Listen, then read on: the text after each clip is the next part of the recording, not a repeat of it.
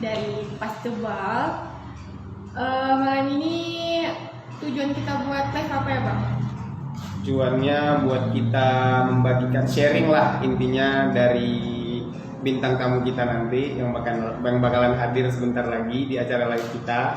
Dia akan sharing gimana perjalanannya dia bisa sampai ke liga profesional, bisa sampai dia ke tim nasional, dan banyak hal lagi yang bisa dia berikan. Jadi ini sangat acara yang sangat bermanfaat buat kita semua, apalagi buat anak basket.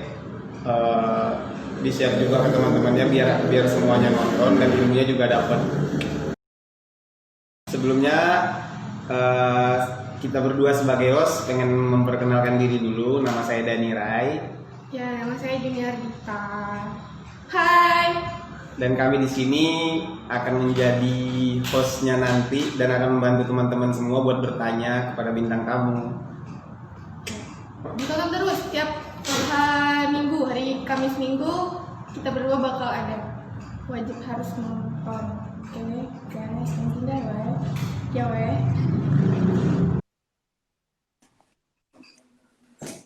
Halo, Halo. Halo Bang Prastawa. Gimana kabarnya Bang? Alhamdulillah baik. Gimana kalian? Alhamdulillah sehat.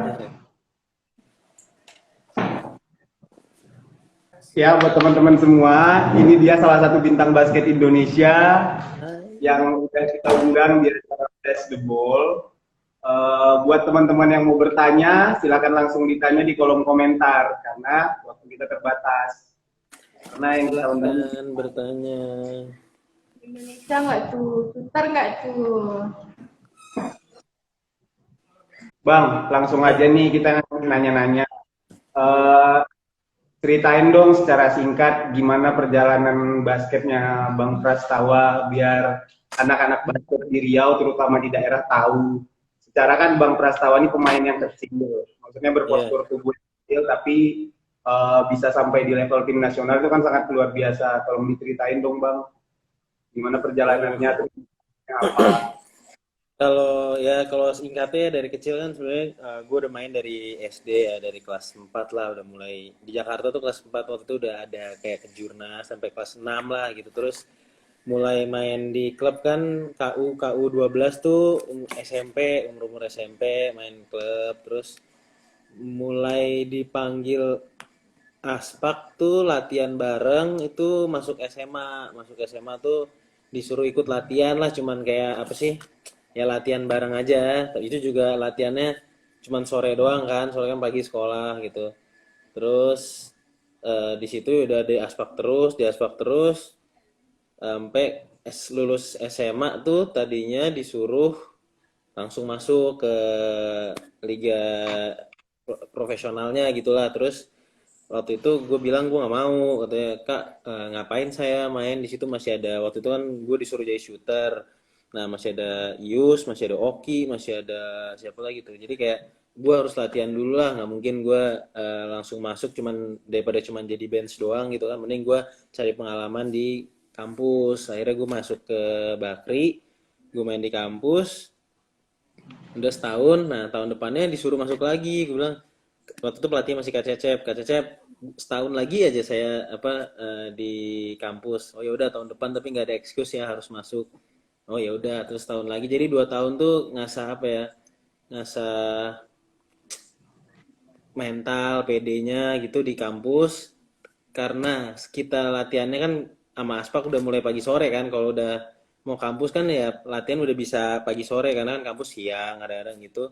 Jadi pas main di kampus tuh udah ngerasanya ya jadi yang udah apa ya, lebih gampang lah karena biasa latihan sama yang lebih di atas kita gitu kan. Itu makanya gue ngincernya latihan juga mana Aspak gitu, karena untuk biar kita juga berkembang terus. Karena kalau kita latihannya cuman sama yang selevel terus, yang misalkan di level ini kita udah jago gitu, terus masih latihan sama itu terus nggak akan improve karena nggak ada tantangan lagi. Nah di situ pas tahun ketiga masuk, Kak Cecep tuh diganti sama Koyute. Nah Koyute maunya gue jadi point guard, kalau Kak Cecep maunya gue jadi shooter. Nah pas tuh gue jadi point guard, gue masuk emang pas banget, itu Mas Sinal baru pensiun, point guardnya cuman ada Mario Gerungan. Terus Koyute di tengah jalan diganti sama bokap gua. Ya udah di situ karena udah pede aja, ya gitulah maksudnya, enak lah mainnya gitu. Jadi terus diri percaya juga, dan emang gue dari dulu lebih suka main di point guard kan. Jadi apa ya, mulus lah gitulah. Kalau mungkin kalau gue kemarin setelah SMA langsung masuk, mungkin nggak semulus ini, mungkin gue masih ada kayak nggak mainnya di bench, tapi ini kayak mulus ya, karena gue nggak apa ya, mikirin juga eh, gue masih udah mampu belum sih gitu, gue udah bisa bersaing belum sih, jadi gue perlu latihan lebih lagi gitu. Waktu itu juga untungnya pelatih ngasih kesempatan itu, dan akhirnya tahun pertama gue langsung masuk timnas. Waktu itu tapi timnasnya 2013 tuh gagal, nggak dapat medali. Terus 2015 dipanggil timnas, 2017 tuh perak-perak, sama 2019 kemarin. Ya itulah kalau singkatnya, kira-kira gitulah sampai bisa sampai kayak gini gitu. Nggak gampang lah pokoknya. Kita mau nanya nih, kan Bang Pras sudah mulai main basket dari kecil ya kan? Hmm.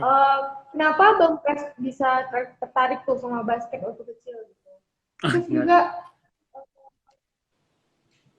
waktu abang latihan waktu kecil tuh gimana di secara kita tahu abang keluarga basket kan, jadi gimana gitu cara latihan abang di keluarga gitu? Sama keluarga gimana? Latihan bareng Apa-apa? keluarganya tuh gimana? Kan dengar-dengar keluarganya tuh keluarga basket semua. Hmm. Dididiknya Oh, gimana bang di basketnya? iya udah main dari kecil ya. Mungkin ya karena dulu kata gua juga nggak inget sih, maksudnya gua nontonin nyokap main atau gimana. Tapi katanya sih dulu pas nyokap main gua udah nonton ya, mungkin gara-gara nontonin nyokap, nontonin bokap gitu, jadi suka basket juga gitu. Terus tadi pertanyaan yang kedua apa sih? Gua nggak denger tadi. Latihan abang waktu kecil tuh, sekarang kita tahu kalau misalnya keluarga abang keluarga Oh, basket yang kan, latihan, ya kan? Jadi latihannya.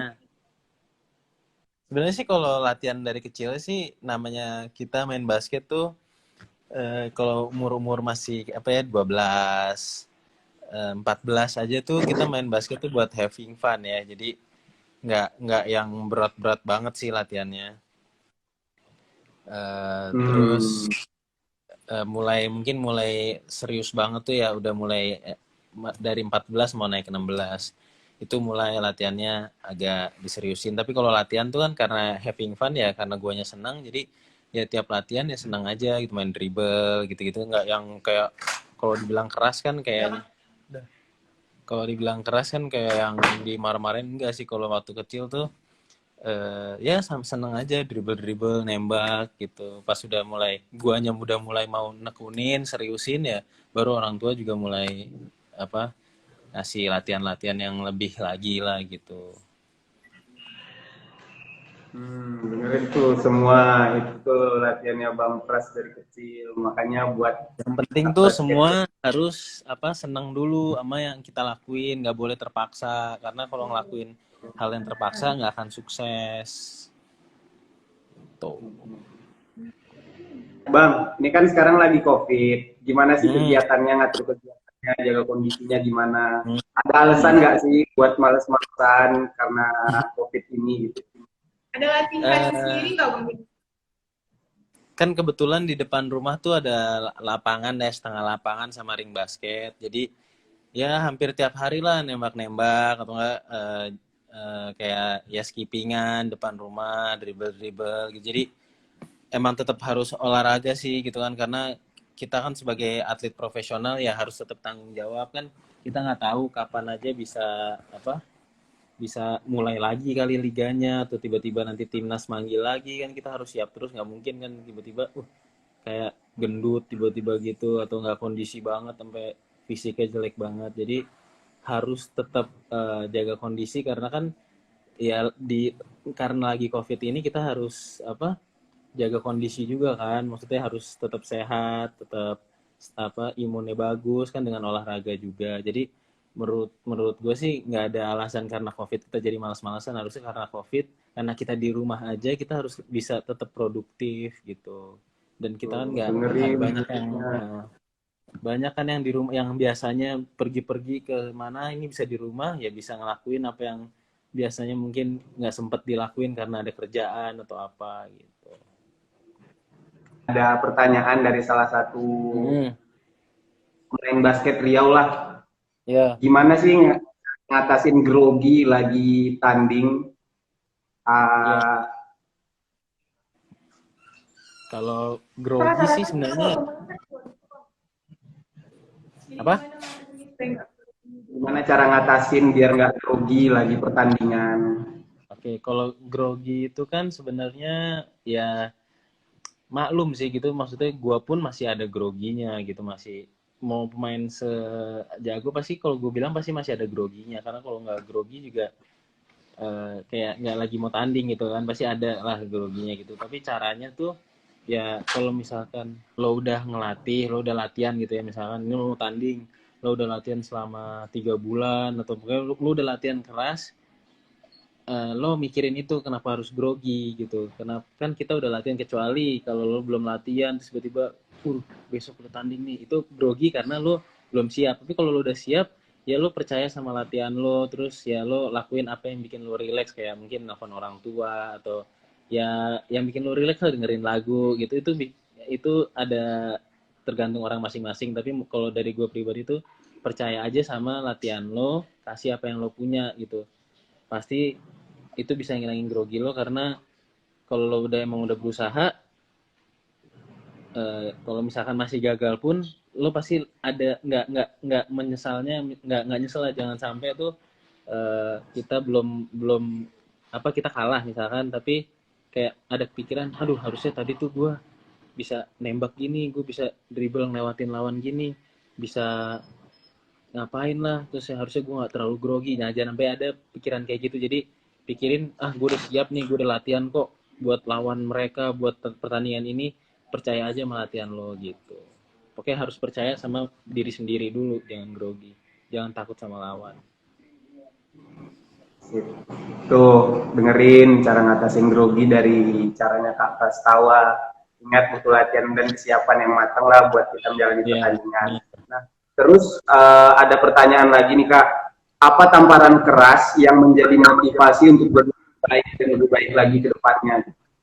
Oh, maksudnya kalau itu tuh banyak ya, kayak setiap kegagalan gitu itu pasti jadi motivasi gitu kan. Kayak dulu pernah di PON gue kalah, cuman di semifinal kalah, terus eh, ada kalanya gue main jelek ya, tengah SEA Games 2013 gue gagal, itu gue jadi motivasi, gue nggak mau gagal lagi gitu. Terus dari situ pokoknya eh, apa ya, gue tuh nggak mau kayak misalkan ini motivasi yang ini udah kayak gue udah lewat nih, gue harus nyari motivasi lain gitu, kayak apalagi lah, gue mau dapetin ini. Jadi tiap kegagalan lah itu jadiin motivasi yang terus buat bertumbuh. Bang, Ya. ini ada yang nanya nih, titip katanya dia nanya dari pertanyaan dari Banyuasin, Sumatera Selatan. Mm. Dia tuh nanya gimana caranya membentuk attitude yang bagus berdasarkan pengalaman shooter andalannya timnas. Membentuk attitude yang bagus. Attitude yang bagus berdasarkan pengalaman abang. Attitude untuk apa nih, untuk di keseluruhan ya, sebenarnya main basket itu Di tuh keseluruhan hidup bukan cuma di sekedar basket. Nah, iya, itu maksud gue keseluruhan lah. kalau menurut gue tuh attitude lu di lapangan basket tuh mencerminkan lu di luar basket juga gitu kan. Kalau jadi pasti main basket itu bisa bikin apa ya, kalau lo bener di basket ya pasti di keluarnya juga lu benar gitu. Kalau gue sih attitude-nya yang pasti yaitu kayak gue nggak mau kalah, terus gue percaya sama diri gue sendiri gitu, pede dulu aja, jalanin apa yang gue suka. Dari situ kan kalau apa dibawa ke kehidupan gue pribadi ya, ada ada ada ininya juga gini, apa ada hubungannya juga. Kayak gue kemarin sebenarnya udah kuliah tuh udah apa udah keganggu terus kan sama timnas, tapi ya gue harus tetap ngejar gitu.